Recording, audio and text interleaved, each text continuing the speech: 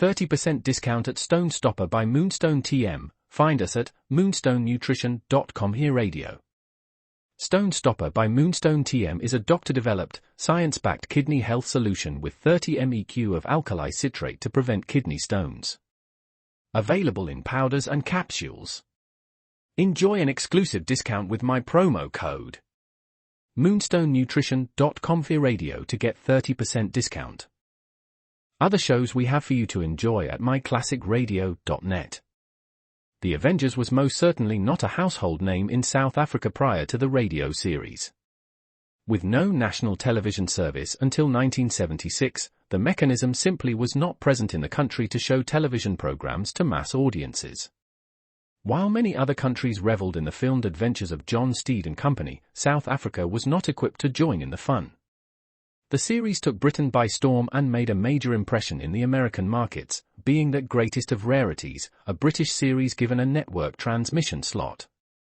However, as a filmed series, rather than a videotaped one, The Avengers was able to gain a modicum of exposure in South Africa through film rentals.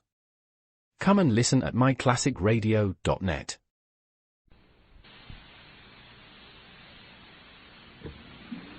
Frontier Fighters.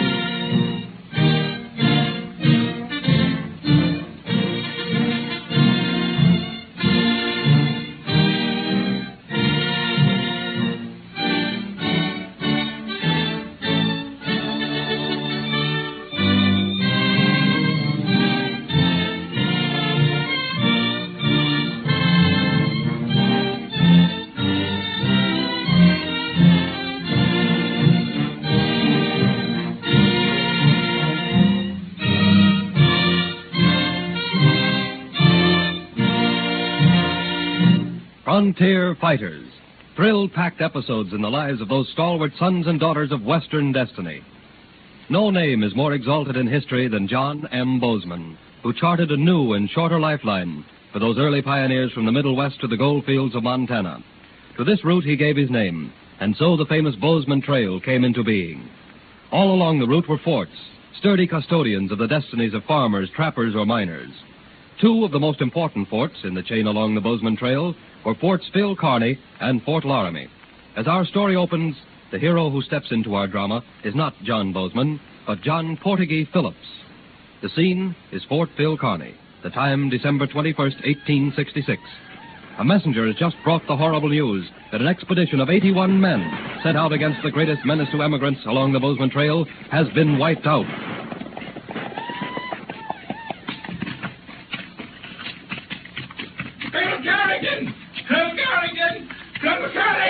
Here, Johnson, here. Red Cloud, the Sioux warriors, 3,000 of them in half an hour, wiped us out. Come into my quarters. I don't want to alarm the women and children. They're dead. Dead, I tell you, massacred. Here, man, get hold of yourself. Sorry, sir, but those bloodthirsty savages, those red devils, led us into a trap. And suddenly, from out of nowhere, they came yelling and shooting. Lieutenant Drummond was killed, so Captain Fetterman asked me to bring... Ride for reinforcements? No, sir. He knew they were done for. He had me ride and warn you that Red Cloud and his warriors plan to march on the fort. We've only got 119 left now. That includes civilian employees. Oh, poor Captain Fetterman. I'll officially note your report, Corporal. Yes, sir. God rest the souls of those brave men and their captain. Now, get some rest, Corporal. By sundown, Fort Phil Kearny must be ready for Red Cloud's attack.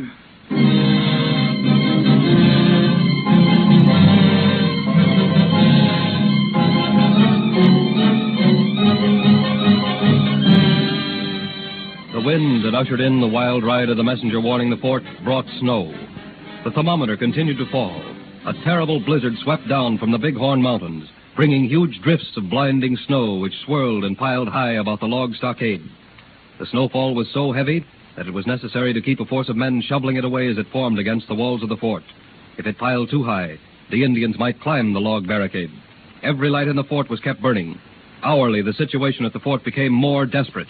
Colonel Carrington summoned John Portuguese Phillips, a frontiersman and the employee of the quartermaster. John, you've been on this frontier years longer than I have. What do you think Red Cloud and his warriors will do? Well, Colonel, now that the thermometer hit 25 degrees below zero, I reckon he hold off 24 hours or so. Perhaps 48 hours. 3 days at the most. Colonel Carrington, how many miles do you reckon it is to Fort Laramie? Oh, I'd say roughly between 220 and 236 miles. Around 236 is right. Well, help from that source is out of the question. No man could survive a ride with the thermometer 25 below zero. Before he was a mile out, the Redskins would get him. Thank you, Phillips. I'm going to talk to Mrs. Grumman, Colonel. I hear her husband was killed and massacred. When I come back, I might have a plan you'll be interested in.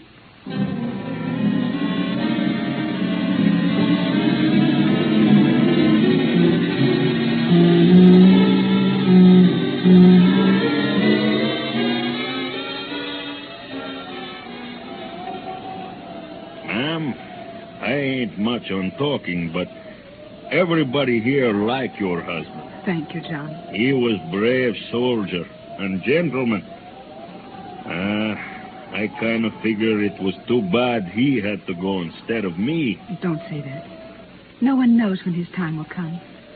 Lieutenant Grumman had to go that way. He was sure powerful kind to me. You been too. I was born in Portugal. They call me Portuguese Philip. Didn't make him treat me less than a man. You have the respect and the affection of every man, woman, and child in this fort. Well, I ain't never done much to show my appreciation. But fate has just shoved an opportunity my way.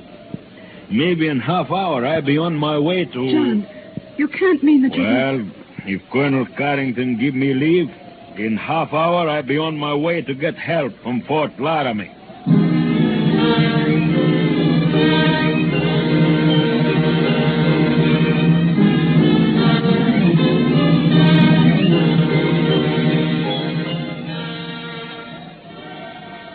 John, the cards are all stacked against you on a proposition like this.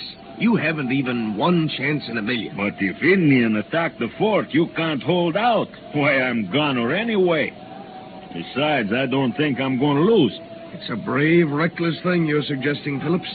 But I can't let you ride to certain death. Colonel, it ain't just lives in this fort. If Red Cloud wipes out this post here, every station for 500 miles will fall to him. And it's the forts that keep the Bozeman Trail open the year round. And the trail keeps the west open. There's logic in that. If you only had one chance in 1,000... The chances, Colonel, are mine to take. I'm all packed and ready to go. I can make Laramie even in this weather in little over 3 days. This is midnight of the 21st. I should be at Fort Laramie by Christmas night. All right, John. Go. And God bless you. Thanks, Colonel. I'm traveling mighty light. Just enough feed for myself and your horse. Huh? Now, don't say no, Colonel. I've got to have that mare of yours. All right, John. Anything in the fort's yours. Now, how are you going to keep the wind out? Well, I got buffalo skin overcoat, buffalo boots, gauntlets, and cap. By the time you get your dispatches writ, I'll be ready to leave by the Sallyport gate. Phillips, we never meet again on this earth. I'll know you went to a hero's grave. Colonel Carrington.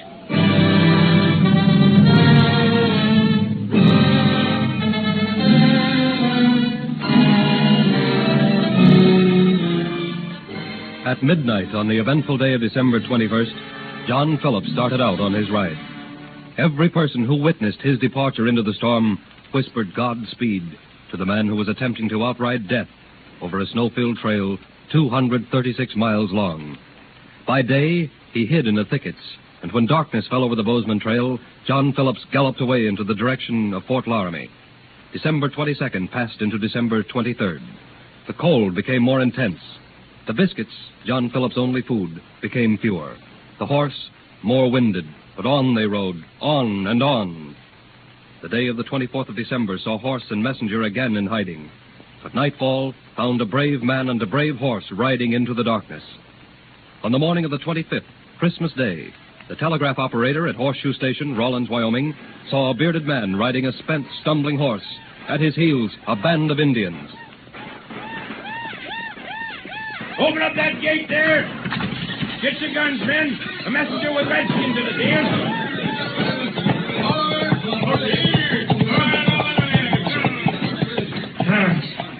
Got line through to Fort Reno or Laramie? Line's all down. Got something important to put on them when the wires get hot again? Yeah. 81 men of garrison at Fort Phil Kearny massacre. You've been riding all this way from Fort Kearny? Yeah. Men, help this man down from his horse. Get him some food and get his horse a bag of oats. No. Can't stop to eat.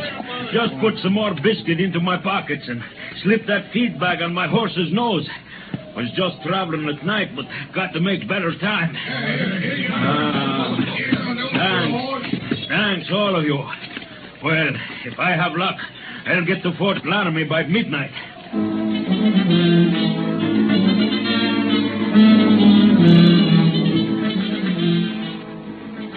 On through the bitter cold of that historic Christmas Day rode the messenger and his faithful horse. A few hours and they were riding past Fort Reno. Night again. 8 o'clock. Icicles trailed the beard of John Phillips, and his coat was covered inches thick with snow. The mare began to whinny with pain, but her stout heart and unerring sense of duty drove her on hours past her strength. 9 o'clock. 10 o'clock. The mare stiffened. On, girl. On. No, you can't stop now. On. Oh, don't let me down, girl. You're the colonel's horse, ain't you? Come on, girl. Show some of that spunk and fire. Just 1 hour more. 1 hour and we be at Fort Laramie. Come on. We got to make Fort Laramie, girl. We got to. Oh, God bless you, girl. You understand. That last hour to Fort Laramie was an eternity. But 11 o'clock, just when a brilliant Christmas party was at its height, into the officers' clubhouse where all the dances were held, staggered a swaying, gigantic figure, swathed in a buffalo skin overcoat, with buffalo boots, gauntlet, and cap.